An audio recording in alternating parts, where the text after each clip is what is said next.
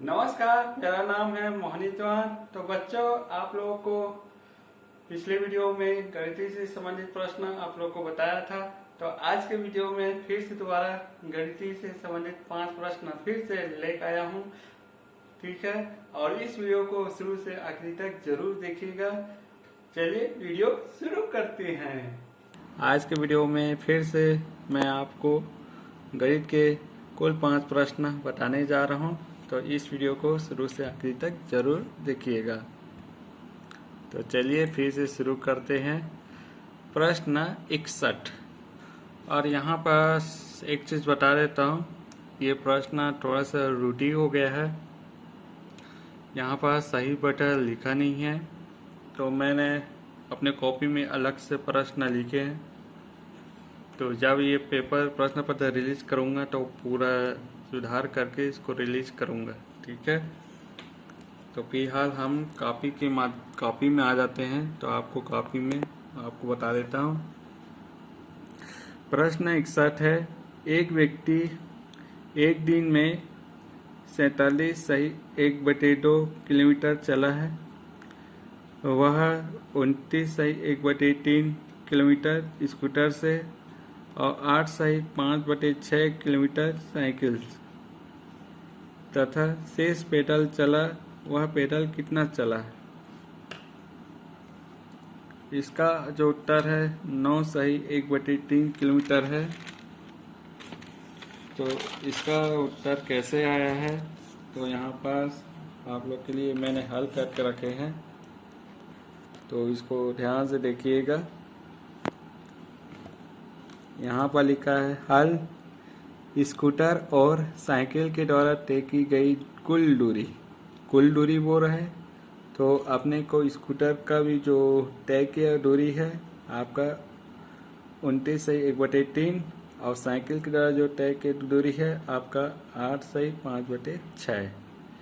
ठीक है, अब कुल वो रहा है, तो यहाँ पर हम जोड़ेंगे। अब जो सही बटा में लिखा है इसको हम बटा में बदलेंगे। कैसे बदलते हैं? इसको इससे गुणा करते हैं और इसके साथ जोड़ देते हैं। ठीक है, जैसे 6 कितना होता है 48 होता है 43.53। तो इस तरह से जोड़ के बटा में बदला जाता है। उसके बाद अब यहाँ पर क्या है 88/3 धन 53/6 और नीचे का क्या है हर अलग अलग है। तो ऐसी कंडीशन में आपको लघुत्तम निकालना पड़ेगा। ठीक है, तो लघुत्तम निकालिए। 3 एकम 3, 3 दूनी 6, 3 दूनी 6, तो 6 आ गया। ठीक है, अब यहाँ पर फिर से भाग देते हैं 3 से 6 को, 6 से भाग देते हैं, 6 को 3 से भाग देते हैं, 3 दूनी 6। अब इसे 2 को यहाँ पर 88 से गुणा करते तो इतना आता है। तो इसी तरह इसमें भी बनेगा। उसके अगला है, इसको आपस में जोड़ोगे तो आपको बनेगा 229/6 किलोमीटर। ठीक है, अब पैदल तय की गई दूरी, अब यहाँ पर आगे और निकलेगा। अब पैदल तय की गई दूरी है। अब यहाँ पर प्रश्न क्या बोल रहा है? अब यहाँ बोल रहा है कुल दूरी स्कूटर तथा साइकिल के द्वारा तय की गई कुल दूरी। तो 47.1/2 यहाँ पर पूछा था शुरू में, एक दिन में इतना चला था। उसके बाद स्कूटर साइकिल में इतना चला था 229/6। अब फिर से यहाँ पर माइनस किए हैं, जो कि इसको अपने को घटाना है, जो कि हमने कुल निकाल दिए और कुल दूरी भी है। अभी प्रश्न क्या पूछ रहा है? लास्ट में पूछ रहा है शेष पैदल कितना चला है, और जो शेष निकलेगा घटाने से वो आपका आंसर होगा। ठीक है, तो यहाँ पर जैसे पहले वाले किए थे उसी तरह इसको भी हल कर देंगे। ठीक है, यहाँ पर जैसे यहाँ पर असमान है तो लघुत्तम निकाल लोगे। ठीक है, अब यहाँ पास आया गया आपका 28/3। ये सब करने के बाद अब इसको सही बटा में बदलना है। कैसे बदलेंगे? 3 से इसको भाग दे दोगे 28 को, तो भाग दोगे तो इतना आएगा। और 9 को लिखते हैं, 9 आपका क्या है? भागफल है। 1 क्या है? आपका शेषफल है। और 3 जिससे आप भाग दिए। ठीक है, 9 सही 1/3, यही आपका आंसर है। ठीक है, तो कुछ प्रश्न पत्र में थोड़ा सा गलत है, उसको हम बाद में सुधार देंगे। अगला प्रश्न है 62। 12 पुरुष अथवा 15 औरतें एक कार्य को 21 दिनों में पूरा कर पाते हैं। उस कार्य को 6 पुरुष तथा 10 औरतें कितने दिनों में पूरा करेंगे? पहला है 15, दूसरा है 18, तीसरा है 21, चौथा है 24। अब मैं बता देता हूँ, इसको भी मैंने हल करने की कोशिश की लेकिन मेरे से नहीं बना 62 वाला नंबर। इसके लिए मैं क्षमा चाहता हूँ। तो इसका उत्तम वाला देख के मैंने यहाँ पर 18 टिक लगा दिया। तो आप लोग अपने विवेक से हल करके देखना है। अपने बड़े भाई बंधु से ज़रूर पूछ लेना या सर से पूछ लेना कि ये कैसे आया है, इसको हल करके बताइए करके। ठीक है, तो मैं हल नहीं कर पाया इसको, मेरे को समझ नहीं आ रहा था। चलिए आगे बढ़ते हैं। तो अगला प्रश्न है 63।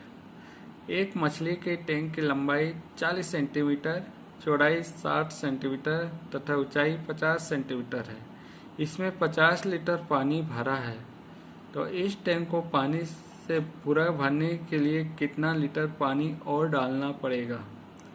पहला है 50 लीटर, दूसरा है 60 लीटर, तीसरा है आपका 70 लीटर, चौथा है 120 लीटर। इसका सही उत्तर है 70 लीटर। और 70 लीटर कैसा है तो आप लोग को मैं बताता हूँ। ये है आपका प्रश्न 63।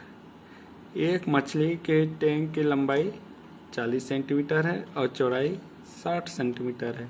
ठीक है, एक मछली का टैंक लंबाई 40 सेंटीमीटर, चौड़ाई और 60 सेंटीमीटर है तथा ऊंचाई भी आपका 50 सेंटीमीटर है। आप लोग टैंक देखे होंगे एक्वेरियम में, जहाँ पर मछली को रखा जाता है। इसमें है 50 लीटर पानी भरा है। उस टैंक में कितना भरा है? 50 लीटर पानी भरा है। इस टैंक को पानी में पूरा भरने के लिए कितना लीटर पानी और डालना पड़ेगा? अपने को ये ज्ञात करना है। हल है, टंकी का आयतन निकालेंगे, बराबर है 40 × 60 × 50 सेंटीमीटर। तो इतना आता है आपका 1,20,000 सेंटीमीटर आता है। ठीक है, अब टंकी धारिता।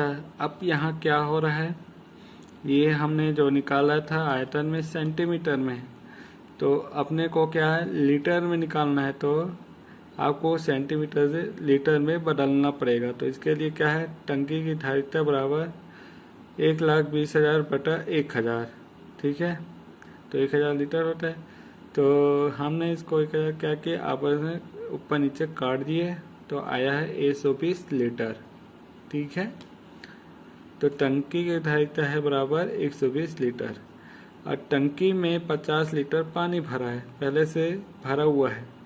तो टंकी में पूरा पानी भरने के लिए बराबर है 120 - 50, जो कि आपने माइनस क्यों किए, क्योंकि जो आधा का जो है उसको अपने को निकालना है, जो कि पहला वाला तो भरा हुआ है, इसलिए हम माइनस करके निकालेंगे तब निकलेगा। तो क्या होगा, अब 120 - 50 70 लीटर आएगा। अब 70 लीटर पानी की ज़रूरत है पूरा टैंक भरने के लिए। ठीक है, तो इसी तरह से हल किया जाता है। अगले प्रश्न की ओर बढ़ते हैं। 65 काको ने बक्सी से 7 अंक कम पाए, जबकि रमन ने काको से 3 अंक अधिक पाए। यदि उनके कुल प्राप्तांक 76 है तो रमन ने कितने अंक पाए? पहला है 22, दूसरा है 25, तीसरा है 29, चौथा है 31। इसका सही उत्तर है 25। और ये है प्रश्न 65। यहाँ पर लिखता है काको ने बक्सी से 7 अंक कम पाए। जबकि रमन ने काकू से 3 अंक अधिक पाए। यदि उनके कुल प्राप्तांक 76 है तो रमन ने कितने अंक पाए? अब यहाँ पर देखिए, अब काकू का तो 7 अंक है और रमन का भी 3 अंक है, लेकिन काकू का तो है ही नहीं है। काकू कितना पाया उसका पता नहीं है। तो हम क्या करेंगे, अब ये जो प्रश्न है ना, ये रेखीय समीकरण वाला प्रश्न है ये। तो मान लो बक्सी द्वारा प्राप्त अंक x है, ठीक है। तो ये बक्सी वाला है जो है हमने x मान लिया है। काकू द्वारा प्राप्त अंक x माइनस 7 मतलब 7। अब माइनस क्यों लिखे हैं? क्योंकि काकू ने बक्सी से 7 अंक कम पाए हैं, तो कम के लिए क्या करेंगे, माइनस लगा देंगे, ठीक है, ऋण लगा देंगे। रमन द्वारा प्राप्त अंक 1 ऋण 7 धन 3। आप यहाँ पर आपस में हल कर देते हैं तो बनता है आपका 1 ऋण 4। तो रमन द्वारा प्राप्त अंक इतना आ गया है। कुल प्राप्त अंक कितना होगा, 76 हो गया। तो पूरा कुल प्राप्त अंक 76 है, ठीक है। अब यहाँ पर लिख देते हैं बक्सी द्वारा प्राप्त अंक x। अब यहाँ पर कुल लिखा है तो हम धन लगाएंगे, 1 ऋण 7 धन 1 ऋण 4 बराबर 76। अब उसके बाद इसको आपस में हम जोड़ देते हैं, x इसको जोड़ दिए तो कितना आएगा, 3x। अब इसको भी जोड़ दिए, -7 -4 जोड़ने से जुड़ेगा, क्योंकि माइनस माइनस में जुड़ता है, तो 11 आ गया।